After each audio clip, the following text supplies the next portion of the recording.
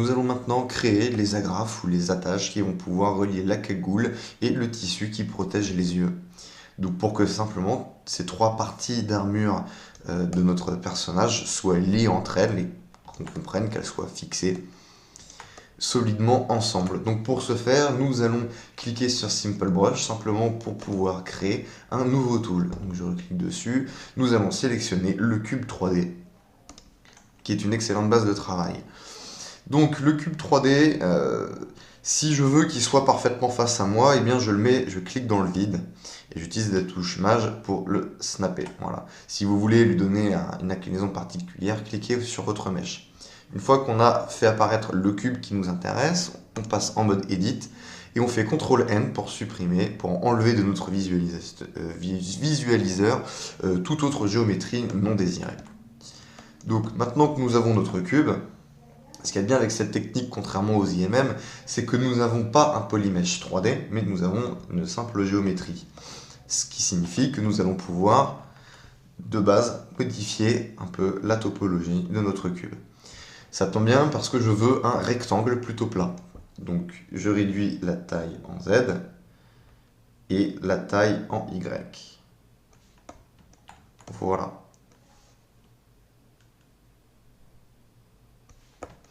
Maintenant que je suis prêt à le modifier, je vais cliquer sur Make Polymesh 3D. Voilà. Je peux désormais sculpter ma géométrie. Si je veux revenir sur mon tool avec le cyborg, je clique ici. On peut constater la différence de taille, c'est-à-dire que de base, le carré qu'on a créé, qu'on a transformé en rectangle, est aussi grand que tout notre personnage. C'est pour ça qu'il faudra faire attention au Dynamesh. Comme on travaille avec une géométrie bien plus grande, et que le Dynamesh est une densité de polygones, 128 en résolution est déjà important, et nous donnera déjà beaucoup de polygones et de surface à travailler. Donc pour le moment, nous allons nous contenter de 128. Ne dépassez pas 400, moi ça fait planter mon ordinateur. Donc ce que nous allons faire ici, ça va être analyser avec la symétrie comment sont placés nos axes. Donc les axes X sont comme d'habitude et les axes Z en haut, en bas, et l'axe Y en hauteur. Très bien, donc c'est comme d'habitude, ça peut changer, parce que nous allons beaucoup travailler avec la brosse Trim Curve. Voilà, donc en appuyant sur CTRL Maj, et nous allons en fait découper des géométries comme ça. Nous allons découper pour faire des chanfreins, etc. Vous voyez que ça ne fonctionne pas en symétrie, même si elle est activée. Donc il faut... On va regarder le X. Il va falloir utiliser dans l'onglet géométrie, puis modifier la topologie, Mirror and Weld. Et on voit que selon l'axe X, il recopie ce qui est à gauche pour le mettre à droite. On va travailler également avec Mirror and Weld selon l'axe Z. Et là, on constate que du coup, c'est cette partie-là qui est copiée de l'autre côté. Donc maintenant que je sais tout ça, voilà, je sais que je vais devoir vraiment me concentrer sur ce carré. Si on découpe notre géométrie en croix, nous allons avoir le Mirror and Weld X qui va copier tous ces éléments ici, et le Mirror and Weld Z qui va copier tout cet élément ici. Le seul élément commun entre ces deux, c'est ce rectangle-là. Donc, c'est ici qu'on va devoir se concentrer pour faire tous nos petits chanfreins. Alors, je fais CTRL Z pour mes chanfreins, parce qu'avant tout, j'aimerais disposer de cette géométrie-là, de cette forme de base. Voilà. Ensuite, nous allons procéder au petit chanfrein. Avant ça, on va quand même augmenter la résolution avant que ça nous fasse défaut et qu'on voit des petits polygones un petit peu YOLO. On va aller sur du 264 pour avoir une bonne géométrie. On supprimera beaucoup de polygones un petit peu plus tard. Donc ici, je vais faire un petit chanfrein. Ici également. Et maintenant, je vais les faire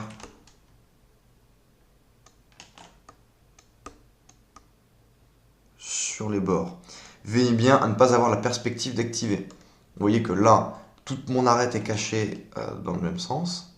Donc si je fais mon trim, ça va traverser toute ma matière et on aura un chanfrein plutôt égal. Si j'ai bien placé mon mesh, ce qui n'était pas trop le cas, alors je le refais. Voilà. Et si j'avais la perspective d'activer, eh bien c'est beaucoup plus difficile. Il va y avoir vraiment une différence de chaque côté. Donc veillez bien à avoir la perspective de désactiver. Hop.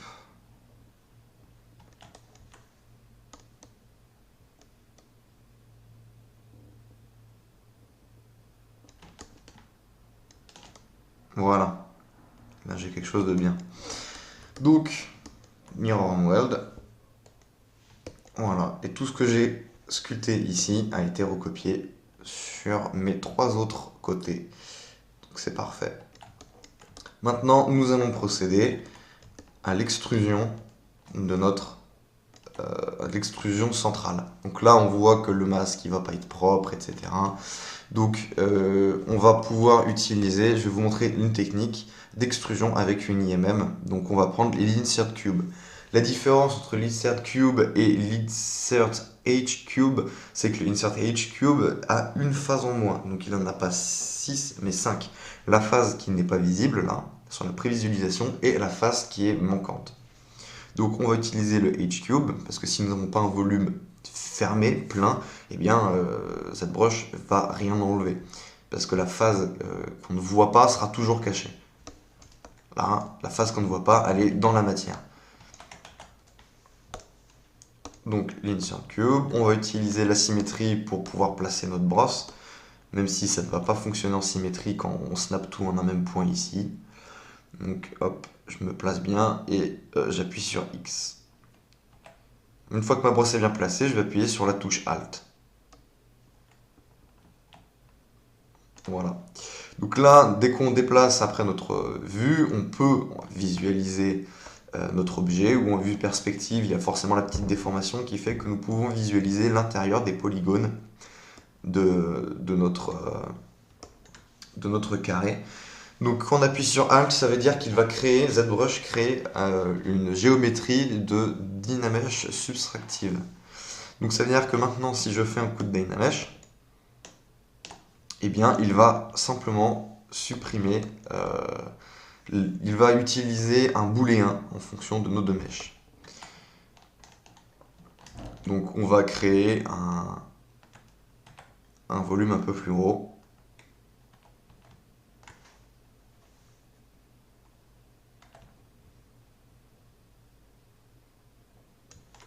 Pour mieux voir notre objet, on peut aller dans Display Properties et cliquer sur Double. Là, je vérifie que ça fonctionne bien, parce que j'ai vu deux choses à l'intérieur. Ok, c'est nickel. Donc, tout ce qui a été créé tout ce qui n'a pas été créé par notre IMM est masqué, ce qui nous permet de pouvoir déplacer notre géométrie comme bon nous semble. Voilà. Et je vais la déplacer un peu sur la gauche. Je vais masquer, un peu déplacer sur la droite pour créer un rectangle. Voilà. Donc maintenant que nous avons bien placé notre géométrie, eh bien je fais ma Dynamesh. Voilà, on constate que nous avons notre trou. Alors, il m'en a créé 2. Bon. Mais écoutez, s'il veut, je vous avoue que ça peut trop me déranger. Mais alors, c'est ce qu'on avait vu. Là, tout à l'heure, il y a un cube. Alors, je vais faire CTRL-W. Le cube est masqué. Donc, je peux faire CTRL-W pour utiliser l'option de polygroupe, groupe masqué. Donc, tout ce qui est masqué sera créé en groupe. Donc on voit que mon cube là qui est non désiré, eh bien il n'est plus en Dynamesh subtractive. Comme je sais qu'il sera recouvert maintenant par mon carré, eh bien il va disparaître. Donc CTRL Maj Alt, je sélectionne mon Dynamesh subtractive, je le masque, CTRL Maj Alt, je clique dans le vide, CTRL, je clique dans le vide pour changer le masque. Je vais masquer, comme tout à l'heure, une partie de mon mesh, et je vais déplacer pour créer mon rectangle. Voilà. Je repasse en mode dessin avec la touche Q et je fais mon Dynamesh. Maintenant, on constate que j'ai plus qu'un seul trou. Alors, je vais juste le descendre. Mince.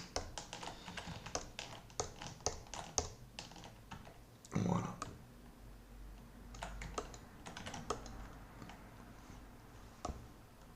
Ok. Moi, ça me va.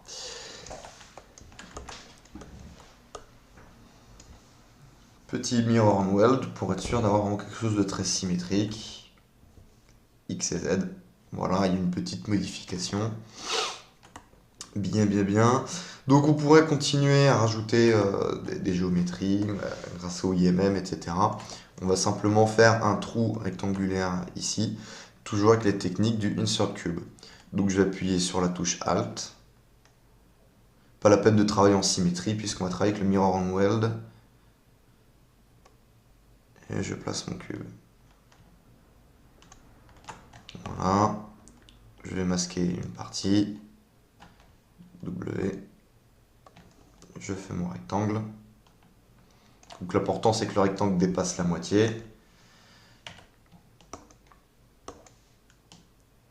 Mon Dynamesh, Mirror and Weld. Et voilà, j'ai créé une petite...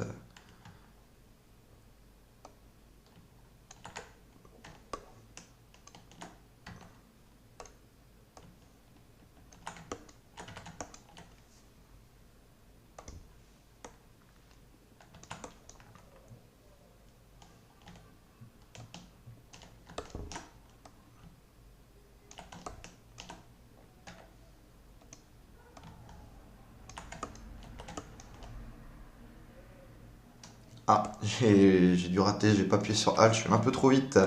Du coup, eh bien, il me suffit, je vais vous montrer comment changer un polygroupe en polygroupe soustractif. Donc il me suffit de faire CTRL Maj Alt et d'isoler mon polygroupe. Donc on clique sur le bon, voilà. Et il nous suffit d'aller dans l'onglet polygroupe et de cliquer sur Group as Dynamesh Subtractive. Donc il va créer un Dynamesh, un polygroupe subtractif sur tout ce qui est visible. Donc isolez bien votre mesh. Voilà.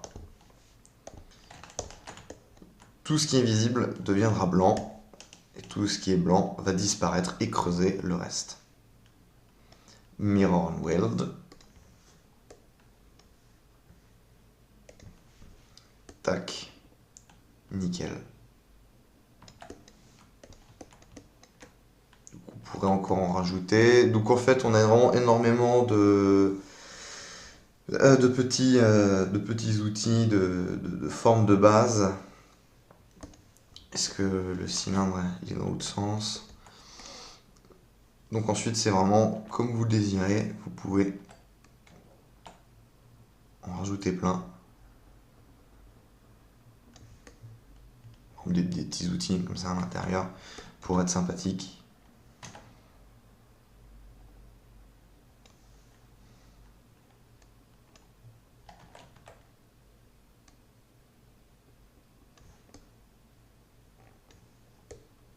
Donc là, pas forcément la peine de les mixer. Et on pourrait utiliser par exemple un IMM avec une curve pour créer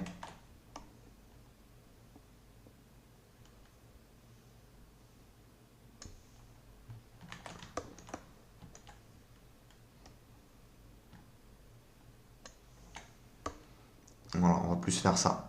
Donc comment j'ai fait? Simplement donc vous cliquez pour créer votre curve et puis vous glissez comme si vous allez peindre et vous voyez une curve qui se dessine. On peut la déplacer, etc. On va voir toutes les fonctions un peu plus tard quand on en aura plus besoin au niveau de la tête.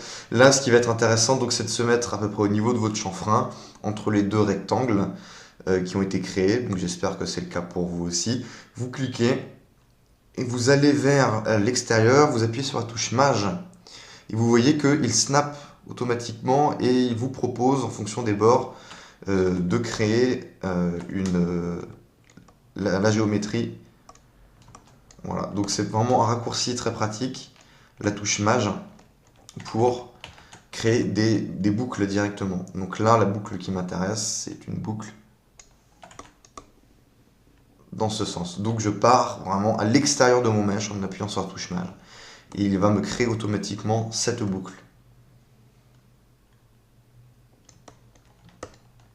Voilà. Ensuite, si vous voulez en refaire un autre, oups, eh bien il va vous le supprimer. Donc il va falloir aller dans l'onglet Stroke, Curve Function, et cliquer sur Delete. Et maintenant, on peut en faire d'autres.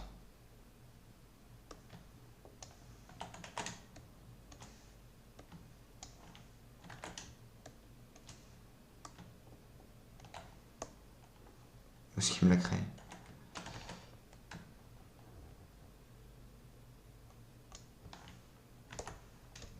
Bon, moi je pense que je vais m'arrêter là. Je vais pas le mettre celui-là. C'est un peu trop chargé. On a déjà quelque chose de plus sympathique. Ça va être une petite pièce hein, qu'on verra quand même un peu de loin. Donc ce sera pas la peine. Donc, on constate bien que ce sont d'autres polygroupes. On va isoler les polygroupes qui sont déjà optimisés d'un point de vue du nombre de mèches, donc à savoir lui on va l'isoler et les cylindres au centre également. Donc ici on n'a pas de subtool, on va d'abord les séparer, on va les optimiser. On va optimiser la partie centrale qu'on a créée qui est verte et violette pour vraiment avoir beaucoup moins de polygones mais en gardant exactement la même géométrie. Et ensuite nous allons les remixer pour pouvoir aller les placer sur notre mesh. Donc pour ce faire, eh bien, on a un outil qui s'appelle Split. Et on a plusieurs options. Donc si on cache, par exemple, ce mesh, eh bien, on peut cacher ce mesh. Voilà. Eh bien, on peut enlever ce qui a été caché, enfin le séparer. Donc voilà, maintenant, c'est un autre subtool. C'est celui que j'utilise le plus, en tout cas. Sinon, après, les autres, c'est en fonction des polygroupes, ces deux-là. Donc, hop, voilà, eux, ils sont cachés, split hidden.